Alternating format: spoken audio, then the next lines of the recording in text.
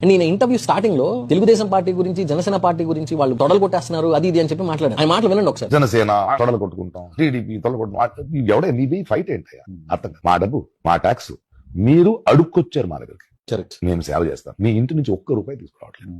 మీరు 10 కార్లు మీకు సెక్యూరిటీ ఉంటే నా డబ్బది, మీ బట్టలు మా డబ్బు, మీకు జీతాలు ఇస్తున్నాం, మా సొమ్ముని చూసుకుని ఉంటే. ఇవాళ పవన్ కళ్యాణ్ గారు గానీ చంద్రబాబు నాయుడు గారు గానీ అధికారంలో ఉన్నారు కాబట్టి వాళ్ళు చేసే పనులన్నీ కూడా, వాళ్ళు చేసే అభివృద్ధి పనులన్నీ కూడా ప్రజల సొమ్ము నుంచి ఖర్చు పెడుతున్నారు. పవన్ కళ్యాణ్ అనే పిచ్చోడు పాపం ఒకవేళ ప్రభుత్వం తాలూకా డబ్బు సరిపోకపోతే ఆయన సొంత డబ్బుల నుంచి, ఆయన సొంత నిధుల నుంచి ఆ పంచాయతీలో ఈ ప్లే గ్రౌండ్ అని, లేకపోతే ఈ పంచాయతీకి ఈ సదుపాయం అని, ఆ పంచాయతీకి ఆ సదుపాయం అని చెప్పి తన సొంత డబ్బులు ఖర్చు పెడుతున్నారు. బట్ ఫైన్, అది మీకు తెలిసి ఉండకపోవచ్చు. ఆ విషయంలో నేను మిమ్మల్ని వ్యతిరేకించాను. అని మార్చి 14, 2025 పవన్ కళ్యాణ్ గారు తొడగొట్టుకుంది ఆయన ప్రజల డబ్బులు ప్రజలకు ఖర్చు పెడుతున్నందుకు కాదు సార్. వైసీపీ లాంటి ఒక అప్రజాస్వామ్యమైన పార్టీని తొక్కి, అప్రజాస్వామ్యమైన పార్టీని తొక్కడమే ప్రజాస్వామ్యం కాబట్టి నేను మాట అంటున్నాను. అంతేకాకుండా 2019లో అత్యంత దారుణంగా తన పార్టీ ఓడిపోయినా, తనంతటా తానే ఓడిపోయినా నిలబడి తట్టుకుని మీతో వకీల్ సబ్ షూటింగ్ చేస్తూ పొద్దున పూట మీతో కోర్ట్ సీన్స్ తీసి రాత్రి వచ్చి అమరావతి రైతులతో నిలబడ్డారు. అలా నిలబడి గెలిచారు కాబట్టే తొడలు కొట్టారే తప్ప ప్రజల డబ్బు ఖర్చు పెడుతున్నందుకు కాదు. మీరేమన్నారు? నా డబ్బు మిమ్మల్ని అడుక్కున్నారా? అసలు నువ్వెవడి పవన్ కళ్యాణ్ డబ్బులు ఇవ్వడానికి? ఆయన సొంత డబ్బుతో ఆ రైతులకు 5 కోట్లు, ఈ సైనికులకు 1 కోటి, లేకపోతే వీళ్ళకి 50 లక్షలు, వీళ్ళకి 10 లక్షలు, వీళ్ళకి 20 లక్షలు అంటూ దానాలు ధర్మాలు చేస్తూ